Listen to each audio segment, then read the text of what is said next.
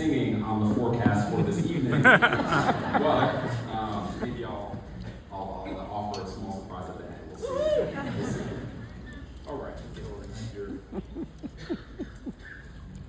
Good evening. I am thrilled to be here amongst so many esteemed guests, and we are here at the annual Scholar Leader Banquet. What an awesome accomplishment. Give yourselves a hand.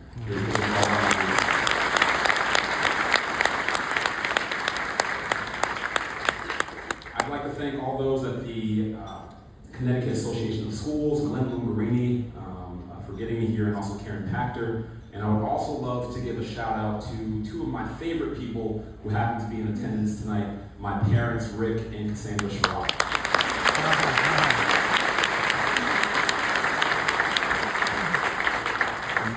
As stated before, my name is Brandon Sherrod. I'm from the great city of Bridgeport, Connecticut, and I'm currently an assistant coach for the Yale men's basketball team, as stated before, the back-to-back Ivy League champions. And I also am a proud brother of three incredible sisters, Chelsea, Chayla, and China Sherrod, who could not be here tonight. Now, before I begin, I want to take a quick poll.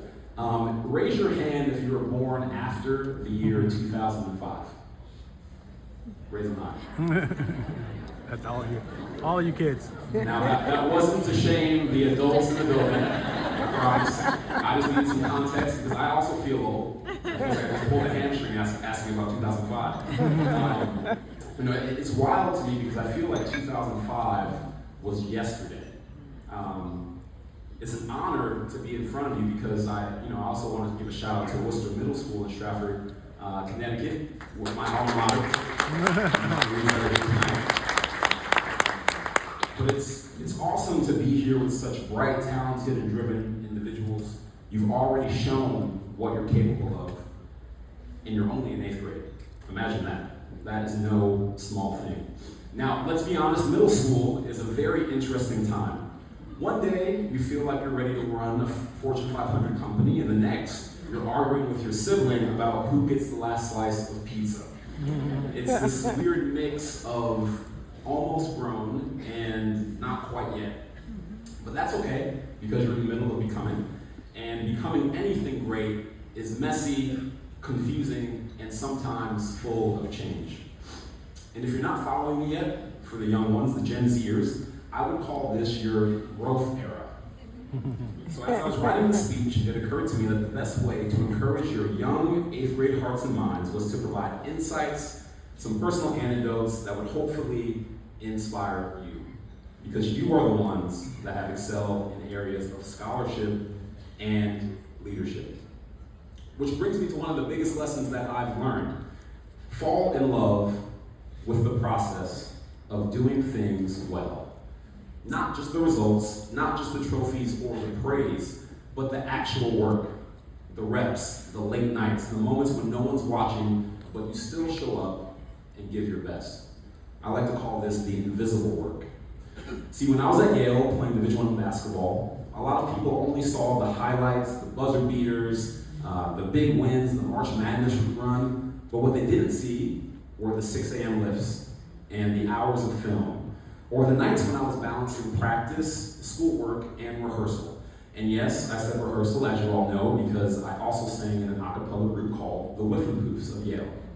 And so sometimes that meant I would go from defending people in the paint to running straight into a tuxedo to perform in front of dignitaries. So let me tell you from experience that none of that works if you don't fall in love with the details, the quality, the late nights, the grind, because excellence isn't something you turn on when it's game time. It's something you build every single day. One of my favorite quotes is from the philosopher Aristotle, and he said, "We are what we repeatedly do. Excellence then is not an act, but a habit." If you focus on doing the little things right, the big things take care of themselves.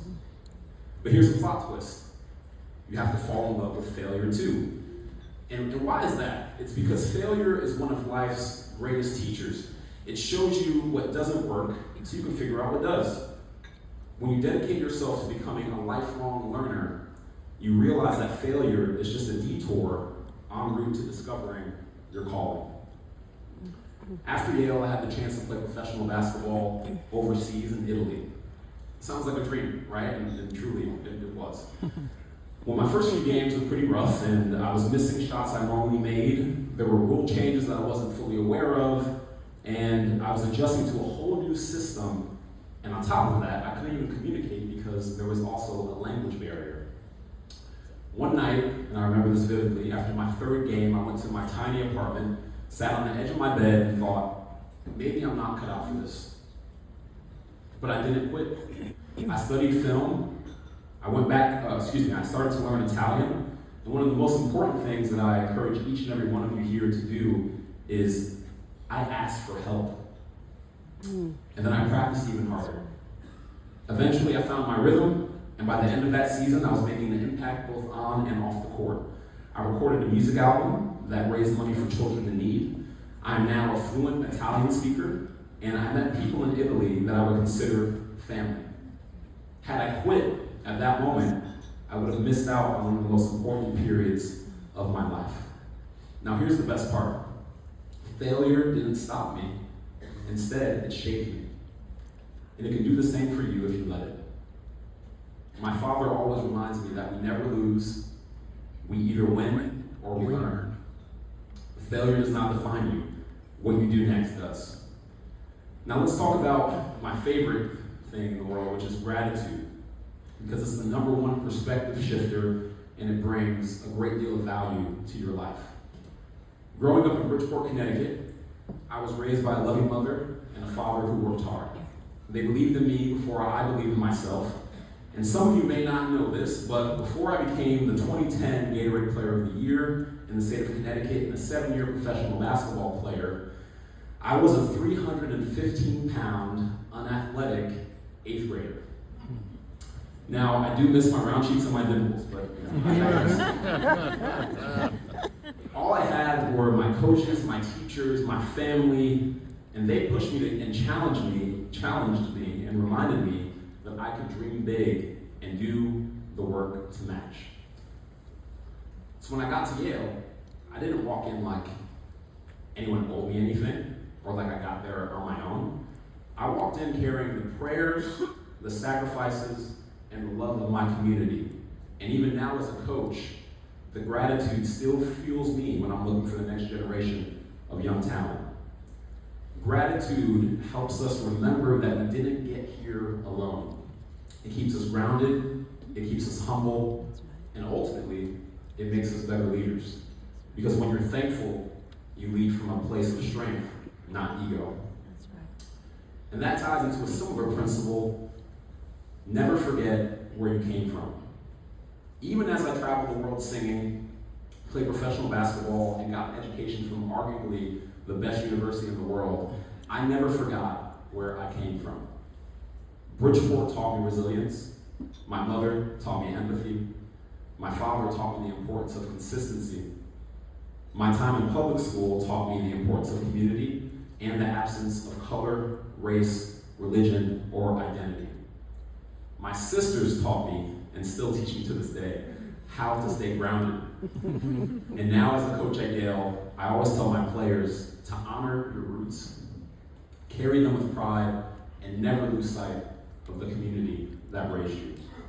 The people who poured into you are also a part of your story. And one day, when you're further down the road, you'll be the one pouring into someone else. And wherever you go, high school, college, future jobs, relationships, make this a rule. Leave every space better than how you found it. Now, I presented this analogy to some of my players, and imagine you're stepping into the kitchen. And parents, this is going to be a good one for you guys that are going to really enjoy this. There are dishes in the sink, there are crumbs on the counter, and you have 3 options. Now, option 1, you can walk away and let someone else clean it up. Option 2, you can use the space but leave the mess untouched. Or option 3, you can take the initiative to clean up and maybe more than you're sharing, and you can leave the kitchen better than how you found it. I'm confident that based on the characteristics that helped you receive this honor today, many of you would choose choice number 3. If I had a conversation with your parents, I'm not sure if they would say the same.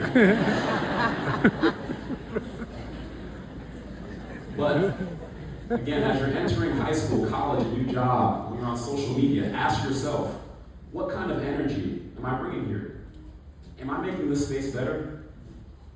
Or am I making it worse? As a college basketball coach now, this is how I try to lead every single day.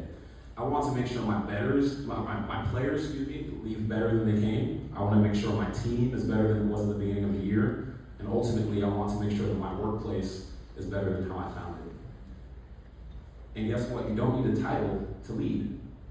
Just show up with a good heart and the courage to care about others. So here's what I'll leave you with in closing. Number one, fall in love with the process of doing things with excellence, consistently. Number two, fall in love with failure and embrace it. Number three, and one of the most important things in my life, is be grateful always. Number four, don't forget your roots and where you've come from. And five, wherever you go, make your spaces better than it was before you walked in. As eighth graders, you're not just the future, you're the present.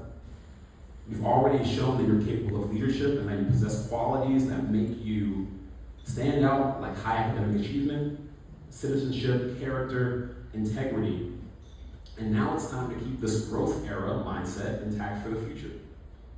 The world is waiting for the kind of leaders that you are becoming. So be bold enough to make a difference. Congratulations on your achievements so far.